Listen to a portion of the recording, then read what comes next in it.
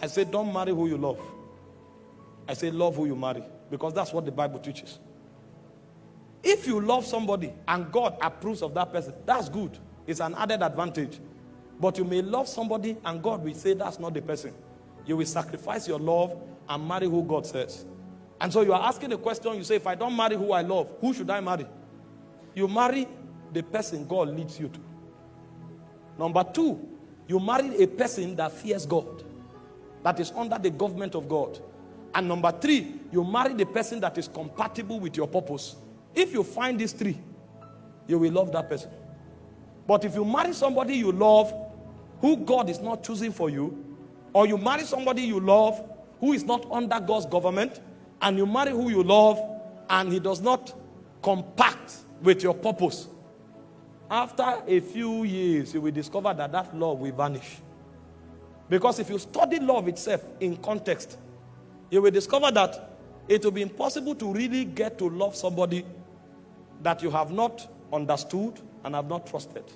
Because love has three cadres. The first cadre of love is affection. The second cadre of love is understanding. Understanding is superior to affection. If you start working with somebody and you journey for a while, if you can't understand yourself, you will discover that the lack of understanding will destroy the affection that once existed. Because affection is superior to understanding is superior to affection in the ladder of love. And then when you move a bit further, you will now discover that the third ladder or the third rung on the ladder is trust. Trust is superior to understanding. If you don't trust somebody, you will discover that understanding will collapse. Affection will also collapse. And so when you are even talking love, you cannot really explore love in its fullness unless as you marry somebody and live with a person for a long time. That's why God commands people to love who they marry. And it doesn't really endorse who you love before you get married. If you do and God chooses that person, it's an added advantage. And if you have studied love also, apart from this ladder that I've explained to you, there are 4 things you will discover about love.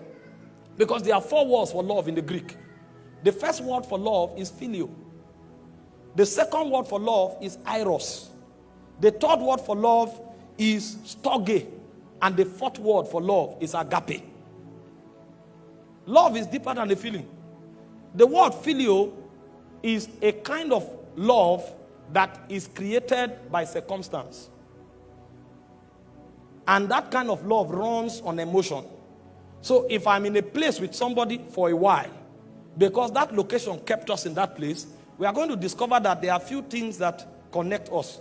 And so because of that circumstance that is created, we will begin to bond in a way. That kind of love is called phileo.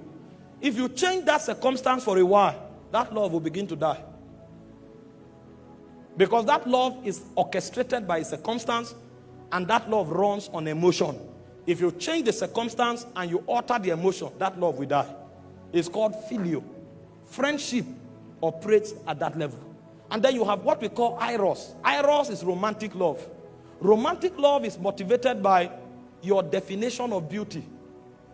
It's an affection that goes in the direction of what you consider to be beautiful. And so, for example, if you consider a fair complexion to be beautiful, when you see somebody that is fair, you will get to develop that kind of affection towards that person. But over time, you will discover that because the glory of man diminishes, a point will come when that affection won't mean, that look won't mean much to you anymore. And ask those who are married, they will tell you. When you get married, you are going to discover that as powerful as sex is, even sex will become a responsibility. It's when you are not yet married that demons are touching your emotion. You say, hey. When you get married, you will know that demons were involved. You saw the lady's leg, you say, Jesus.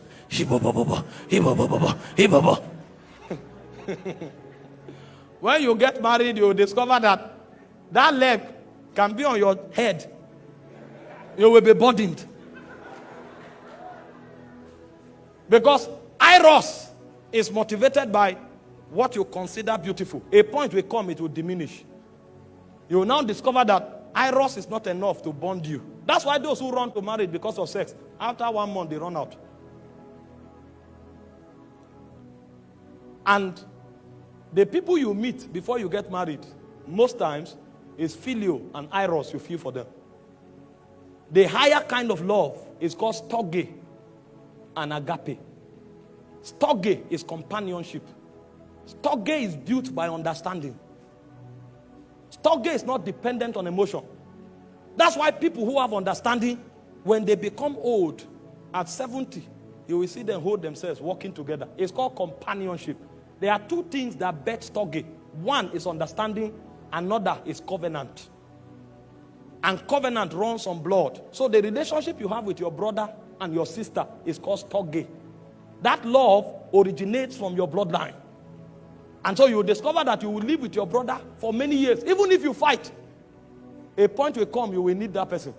And if you are quarreling and the person dies, you can't sleep. You will not feel it in your mind. It will be a weight on your chest. If you have lost somebody before, you will know. Because that covenant is breaking. And so that detachment will create a weight on you that you can't define. Because that kind of love is covenant oriented, and it is also based on understanding. It is when you get into marriage that you can build storge. There's no way you can build storge before marriage. Because marriage is prosecuted on covenant. And that covenant is enacted on the altar before God, and it is consummated on the bed of affection. And then as you walk with that person over time, you will now begin to build understanding. You will now discover that if that person can discern you and you can discern the person, a kind of love that you can't define begins to grow. You just know, it looks as if you become dependent on yourself so much that you can't do without each other. You can be together for 2 days. There's no eros operation. There's no sex. But you are gisting and talking to yourself as though sometimes you even gossip with one another. What's happening is storge. You will discover that in one day you talk to yourself more than 20 times. And it's not that initial. This time around is dependence. Companionship is being formed.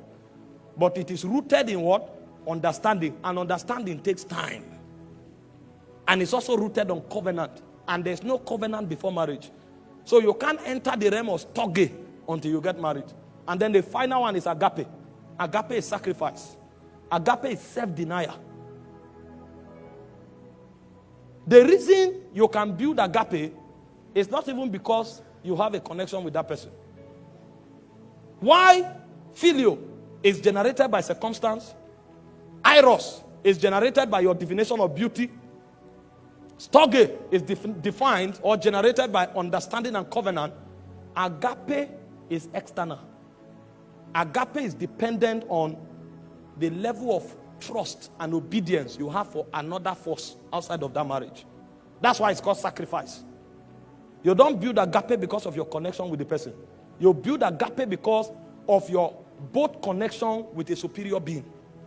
And so most of the things you do with that person may not be because of that person. It will be because of your loyalty and submission to that being that binds you together. And so many times when you go through a relationship as strong as marriage, you will discover the reason you will stay will not be because of the person. The reason you will stay will be because of your submission to God. That's why it is in worship and it is in loyalty to spirit beings that agape, the subject of agape, can be defined. And you cannot build agape until you marry somebody. Forget about the card you wrote some romantic words and sent. Sacrifice is deeper than card. It's death.